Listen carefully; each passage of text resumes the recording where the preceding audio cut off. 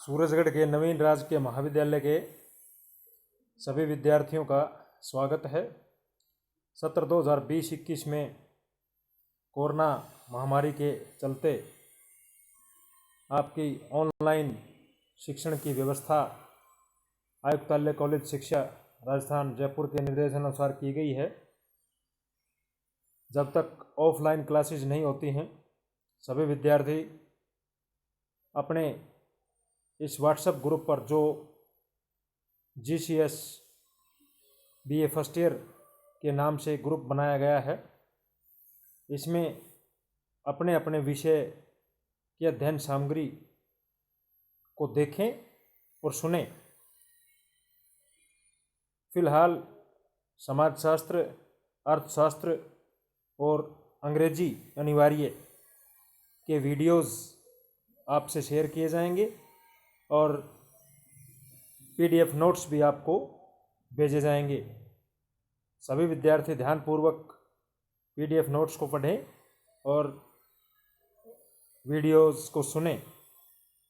जो आपको गृह कार्य असाइनमेंट दिया जाएगा वो अपने अपने संबंधित विषय के प्रोफेसर्स को उनके व्यक्तिगत व्हाट्सएप नंबर पर भेजें। आज शुरुआत करता हूं मैं डॉक्टर रघुवीर सिंह जाखड़।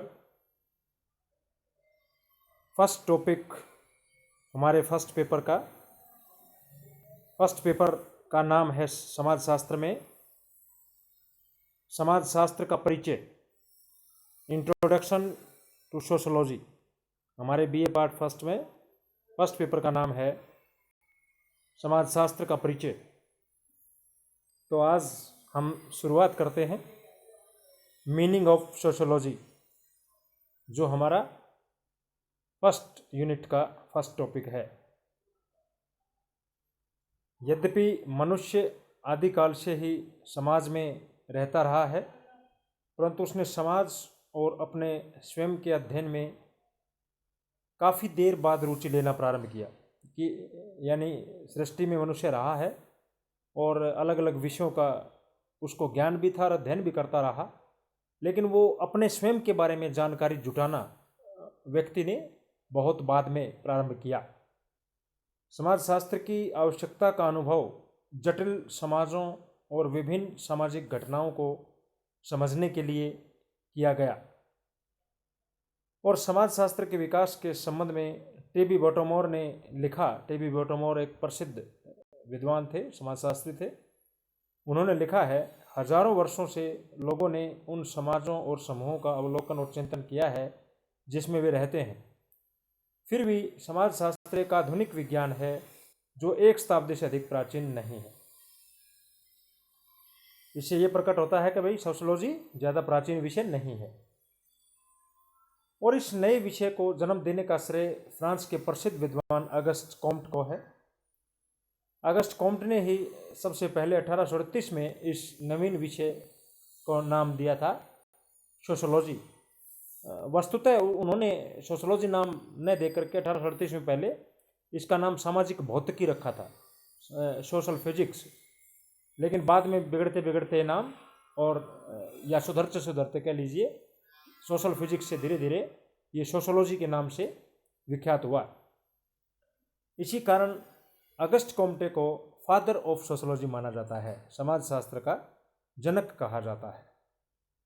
समाजशास्त्र के प्रारंभिक लेखकों में अगस्त कॉम्टे के अलावा फ्रांस के ही इमानुएल दुर्खिम, इंग्लैंड के हर्बर्ट स्पेंसर और जर्मनी के मैक्स वेबर के नाम विशेष रूप से उल्लेखनीय हैं। ये नाम लिए जाते हैं। तो हम कह सकते हैं कि कॉम्टे, दुर्खिम, स्पेंसर और मैक्स वेबर जो थे, these all four thinkers consider to father of sociology, ये समाजशास्त्र के फाउंडिंग फादर माने जाते हैं।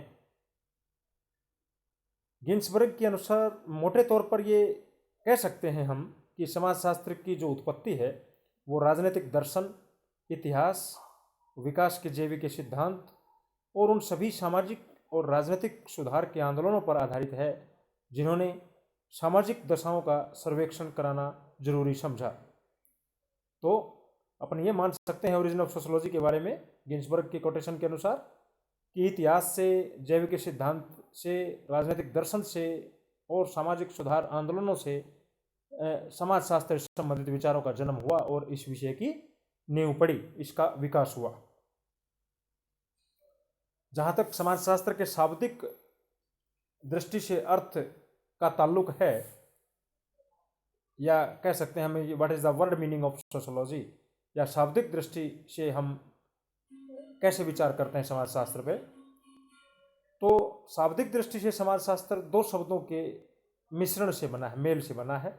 पहला शब्द सोशियस है जो लैटिन भाषा से लिया गया, और दूसरा शब्द लोगास है जो ग्रीक भाषा से लिया गया। सोशियस का अर्थ है समाज और लोगस का अर्थ है शास्त्र अथवा विज्ञान।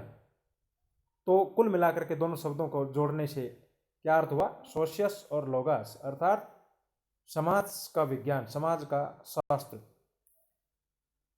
19वीं शताब्दी की उत्तरार्ध में हर्बर्ट स्पेंसर ने समाज के क्रमबद्ध अध्ययन का प्रयत्न किया था और अपनी पुस्तक, जो एक बड़ा ग्रंथ लिखा था उन्होंने, उस पुस्तक का नाम सोशियोलॉजी रखा था। तो हर्बर्ट स्पेंसर कौन थे? अगस्त कॉम्टे के बाद दूसरे बड़े विद्वान जो इंग्लैंड से ताल्लुक़ रखते थे, वो जो है उन्होंने एक पुस्तक लिखी जो समाज का क्रमबद्ध अध्ययन करती है, उस पुस्तक का नाम सोशियोलॉजी रखा। जब हम इस प्रश्न पर विचार करते हैं कि समाजशास्त्र क्या है, व्हाट इज सोशियोलॉजी, तो विभिन्न विद्वानों के दृष्टिकोणों में भिन्नता देखने को मिलती है। अलग अलग विद्वान अलग अलग तरीके से अपने अपने विचार प्रस्तुत करते हैं। तो समाजशास्त्र की डेफिनेशंस को लेकर के, परिभाषाओं को लेकर के इसके 4 भाग किए जा सकते हैं। ये अलग अलग विद्वानों के हिसाब से जो है 4 कैटेगरी हम बनाते हैं, इसके भाग बनाते हैं। पहला है समाजशास्त्र समाज के अध्ययन के रूप में, sociology as the study of society. इसमें 2 छोटी छोटी परिभाषाएं हैं। मतलब पहली कैटेगरी में उन विद्वानों को रखा है जो सिंपली ये मानते हैं कि समाजशास्त्र समाज का विज्ञान है, समाज का अध्ययन मोटे रूप से किया जाता है। जैसे वार्ड के अनुसार समाजशास्त्र समाज का विज्ञान है, गिडिंग्स के अनुसार जो नई पीढ़ी के समाजशास्त्री हैं, समाजशास्त्र समाज का वैज्ञानिक अध्ययन है। समाजशास्त्र सामाजिक संबंधों के अध्ययन के रूप में ये दूसरी कैटेगरी है। इसमें प्रमुख नाम आता है मैकायो रेम्पेज। इन्होंने एक पुस्तक लिखी थी द सोसाइटी, समाज। उसमें बताते हैं समाजशास्त्र सामाजिक संबंधों के विषय में है। संबंधों के इसी जाल को हम समाज कहते हैं। और मैकायो रेम्पेज आगे लिखते हैं इसके में, सामाजिक संबंध समाजशास्त्र की विषय वस्तु है। मैं मुख्य जो चीज़ बताई मैकायो रेम्पेज ने, क्या बताया? समाजशास्त्र ऐसा विज्ञान है जिसमें सामाजिक संबंधों का प्रमुख रूप से अध्ययन किया जाता है। दूसरी परिभाषा इस कैटेगरी में रखेंगे क्यूबर। क्यूबर के अनुसार समाजशास्त्र को मानव संबंधों के वैज्ञानिक ज्ञान की शाखा के रूप में परिभाषित किया जा सकता है। मानव संबंध, ह्यूमन रिलेशनशिप्स, मानव के बीच में क्या संबंध है, उनका वैज्ञानिक तरीके से अध्ययन करने वाली शाखा जो है वो सोशियोलॉजी कहलाती है। तीसरा जो भाग है इसमें परिभाषाओं को लेकर के, वो है समाजशास्त्र सामाजिक समूहों के अध्ययन के रूप में। इसमें परिभाषा रखेंगे जॉनसन, हैरी एम जॉनसन ने बहुत एक बड़ी पुस्तक लिखी थी, सोशियोलॉजी सिस्टमेटिक स्टडी। जॉनसन के अनुसार समाजशास्त्र सामाजिक समूहों का विज्ञान है। सामाजिक समूह सामाजिक अंतःक्रियाओं की ही एक व्यवस्था है। सामाजिक समूह कैसे बनते हैं? जब 2 या 2 से अधिक व्यक्ति एक जगह पर इकट्ठा रहते हैं, अंतःक्रिया करते हैं, मिलते हैं, बैठते हैं, है ना?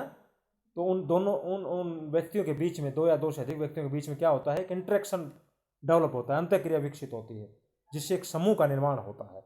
और जॉनसन के अनुसार ऐसे ही समूहों का अध्ययन करने वाला विज्ञान जो है वो समाजशास्त्र है।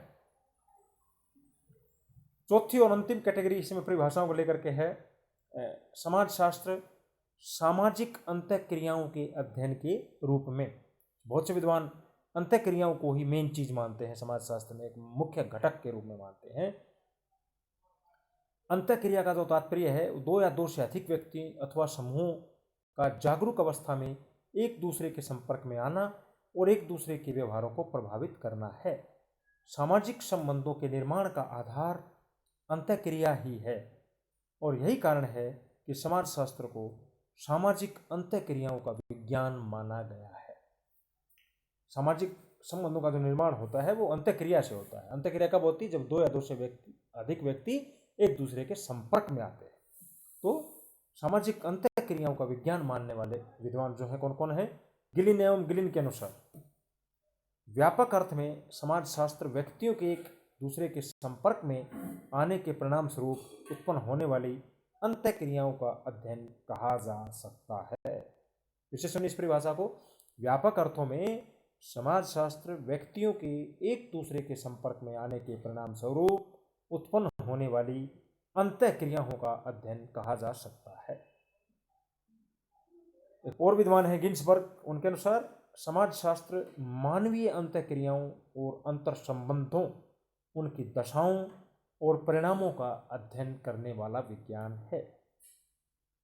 तो ये आपने समाजशास्त्र की कुछ परिभाषाएं देखी जिनको हम 4 भागों में बांटा है: समाज का अध्ययन, समूह का अध्ययन, सामाजिक संबंधों का अध्ययन और सामाजिक अंतःक्रियाओं का अध्ययन। सामूहिक रूप से सभी चीज़ों का अध्ययन होता है। तो इसमें निष्कर्ष रूप में अपन कह सकते हैं, उपरोक्त सभी परिभाषाओं के आधार पर यह कहा जा सकता है कि समाजशास्त्र संपूर्ण समाज का एक समग्र इकाई के रूप में अध्ययन करने वाला विषय है। इसमें सामाजिक संबंधों का व्यवस्थित अध्ययन किया जाता है।